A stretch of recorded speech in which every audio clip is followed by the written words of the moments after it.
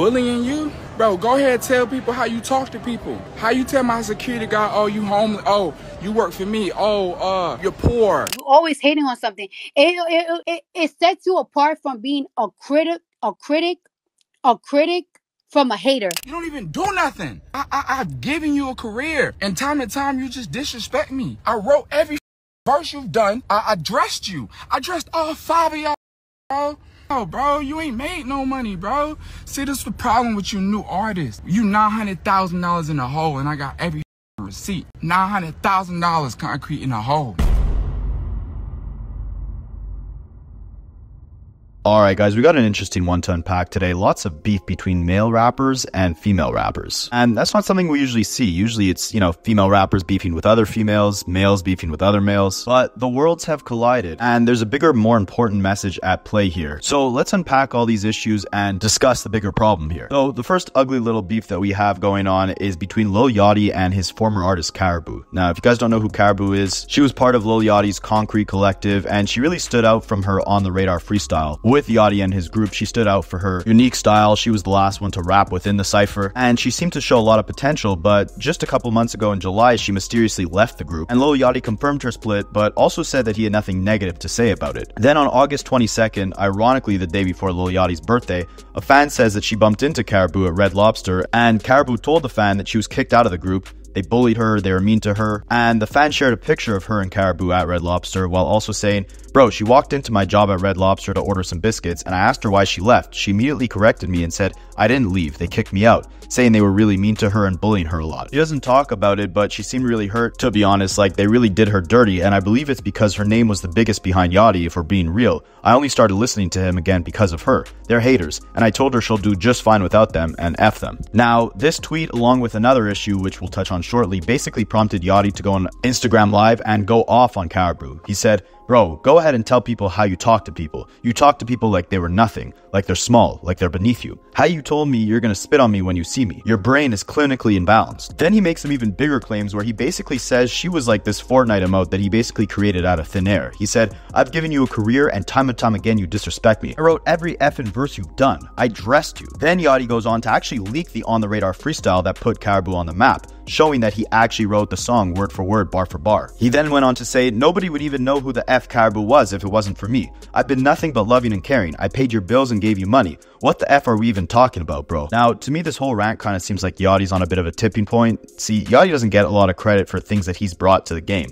Yachty didn't just ghostwrite for Karrahbooo, he's also ghostwritten the City Girls' biggest record, Act Up. He's written multiple Drake records, he's introduced new flows to the game, executive produced Drake albums. His contributions to hip-hop are definitely underrated, and Yachty himself probably feels like he doesn't get the credit he deserves, so when people criticize him, he goes off and exposes everything. And now, this whole expose, or Yachty kind of going off the deep end, seems to have stemmed from his problems with his friend and podcast co-host, Mitch. He also addressed Mitch in his Instagram Live rant by basically saying F Mitch and F their podcast. And what he's referring to is the podcast they did with Key Glock, where Lil Yachty had said, "If you don't have money or a job and need to feed your kids, do what you gotta do." And Mitch responded to this by saying, "No, you should try to get a job." And Yachty's response to that was basically, "Mitch, you never had a job. You wouldn't even have a platform, and you would probably be broke if it wasn't for me. How are you going to tell somebody else to go get a job?" Now, this clip led to Yachty getting scolded on Twitter. People were basically saying his ego's inflated, he's abusing his friend, etc. And Mitch stayed silent, which then prompted Yachty to say F Mitch and F the podcast later that day on his Instagram Live rant.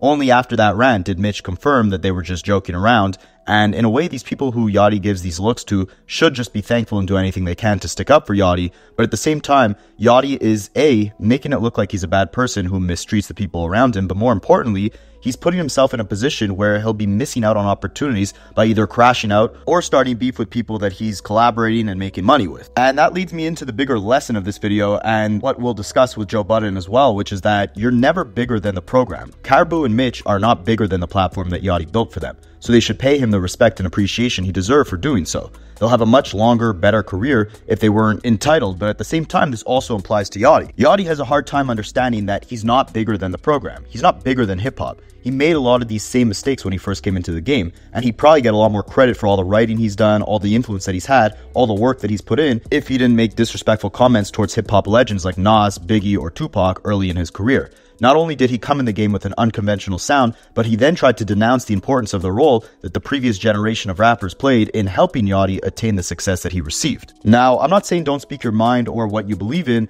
but when you come out of line based off arrogance, you're setting yourself up for failure. I mean, just a few weeks ago, Yachty said he was going to quote-unquote quit the internet because he got tons of backlash for ignorant comments that he was making about New York's contributions to fashion within hip-hop.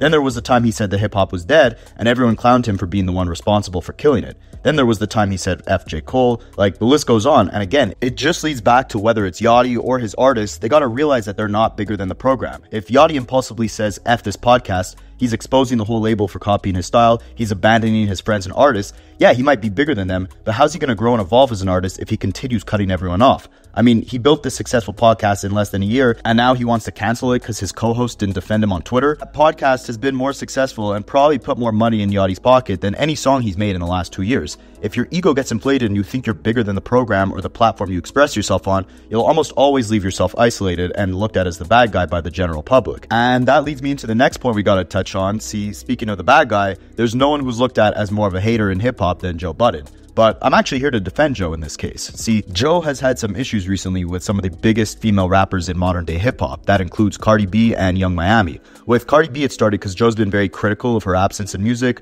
her failure of delivering a second album to follow up the massive success of her 2018 album Invasion of Privacy, and her continuous pursuit of dropping formulaic singles in an attempt to catch a hit song, but failing every single time. This is what led to a big back and forth between them recently, but before that, it's important to note what Joe said about her first album and the success of it. He said, "I really enjoyed it. I think that, and I could be the minority here, I think that there's a high level of lyricism on the album. Yeah, I think there's flows all over the place. I think they did a real good job with whoever they picked to write for her. It also told me how important rap voices are, because Cardi B is not the most articulate of people." And that's a key point he made here that also applies to Karrahbooo with Lil Yachty. With this new wave of female rappers, it's not necessarily about the lyrics or who writes them. What it's more about is the voice, the look, the presentation of everything. Those were Joe's comments back in 2019, but then in July of 2024, he shared his thoughts on Cardi's soon-to-be-released sophomore album, which kind of reignited their beef. He basically said, "We'll never get another album from her again. I'm standing on it." He insisted that Cardi B would spend the rest of her career as a quote-unquote single artist, meaning that she would only be known for the hit songs she put out and not the bodies of work. When Cardi B caught wind of this, she went off on Joe Budden on Twitter. She said, "Bro,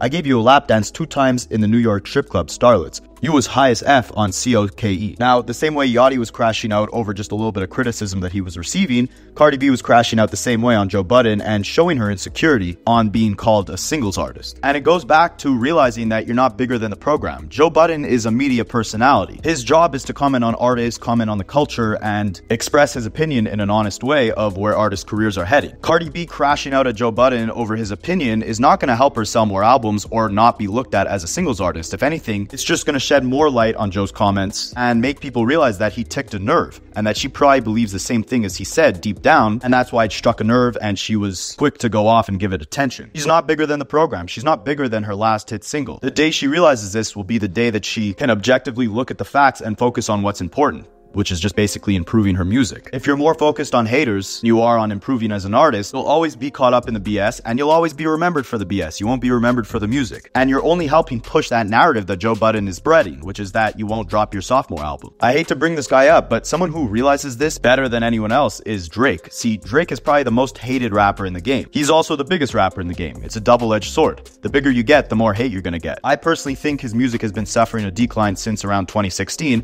but at the same time, he's only gotten bigger commercially since then. Anytime he engages in online critics, his music takes a back seat. When Joe Budden criticized Drake's recent album For All the Dogs, Drake went off on him, and it only added to the narrative that maybe Drake was insecure about his recent body of work, and it emphasized the lack of quality that that album had. On the flip side, when he was getting scolded by Pusha T back in 2018, he dropped out of that beef, dropped his album Scorpion, and that was like his biggest album to date. He focused on the hits instead of the hate. He realized he wasn't bigger than the program. He wasn't bigger than the narrative that people were going to build up against him. And the best thing he could do is play his role. Continue dropping hits, continue giving people what they love from him, and focus focus on his main mission. And instead of Cardi B doing the same and focusing on actually releasing her sophomore album, she instead focused on Joe Budden's comments calling her a struggling artist. But speaking of struggling artists, Joe Budden also found himself in another female rapper beef, and it was actually with Cardi B's label mate, Young Miami, when she basically laughed at him for receiving his first ever gold plaque for his hit song from 2003 called Pump It Up. She reacted to a video of Joe Budden receiving his plaque with a bunch of laughing emojis, and then Joe Budden responded to that by saying it would be too easy, ...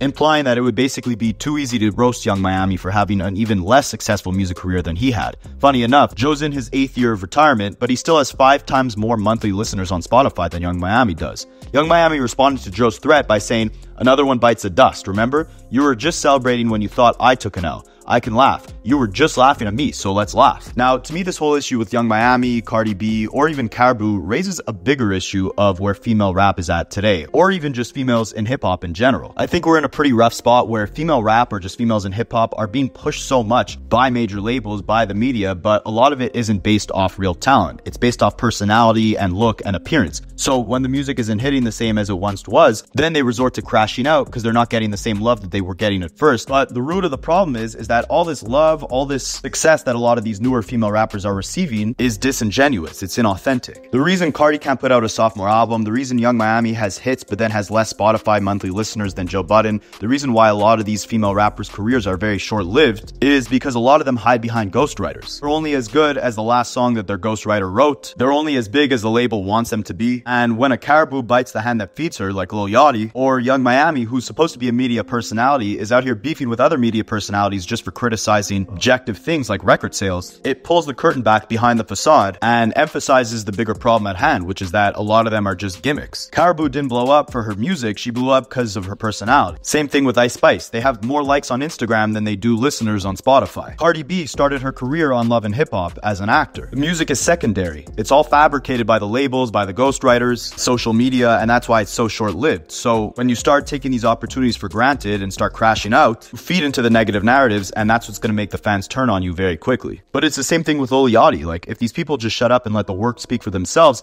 they'd be in a much better position. The internet fuels their ego to think that they're bigger than they are, that they're bigger than the program. Karrahbooo, Yachty gave her the look, the sound, the music, and she let the love and attention she was receiving online go to her head. Same thing with Cardi B. She was extremely successful in her first year as a rapper, even though I don't know if she's ever written a song by herself, and when the songs that her ghostwriters were writing weren't hitting the same, as big as she thought she wasn't bigger than the program. She wasn't able to release that second album because her entire reputation was built off of likes, comments, engagements, ghostwriting, the overall look, just a facade essentially. And when you think you're bigger than that and you're above criticism, people will very quickly realize that your ego's been inflated, and these insecurities stem from the fact that you lack as much confidence in your own work as all these online critics do. And again, on the flip side with Yachty, it's the same story. Yeah, he actually writes his music, but he came in the game criticizing a lot of hip-hop legends, or not really criticizing, but basically discrediting them, saying he didn't care to be a real rapper. Instead of just letting the music do the talking, Yachty got ahead of himself. He thought he was bigger than the program, and as a result, for a long time in his career, he suffered a massive fall off. He was constantly beefing with,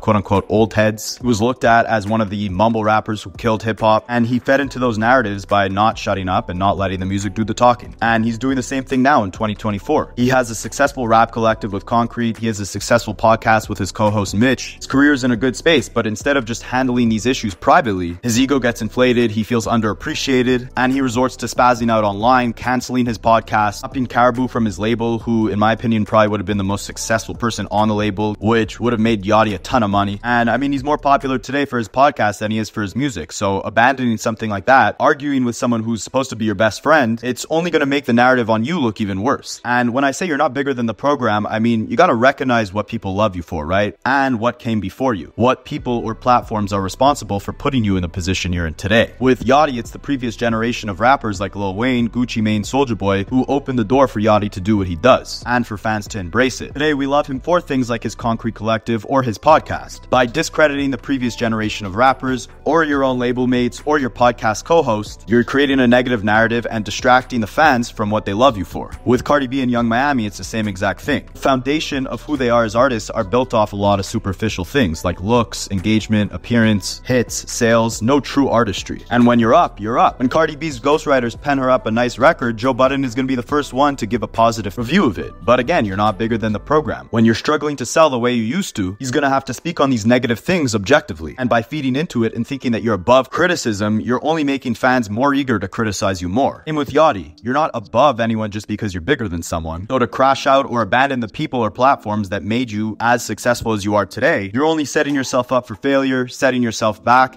and opening the door for more people to criticize you. But only real music and real content is gonna last, so hopefully all parties involved can continue doing what they do at the best of their abilities. I'd like to see Cardi B drop his sophomore album. I'd like to see Lil Yachty continue this podcast. And again, if you understand that you're not bigger than the program, then you'll use the program or platform that you're on to elevate your career. But let me know what you guys think. Were these crash outs warranted? Should male rappers stop beefing with female rappers? What do you guys want to see next? Drop a little like, subscription, comment. Have a good weekend, and I'll catch you guys in the next one.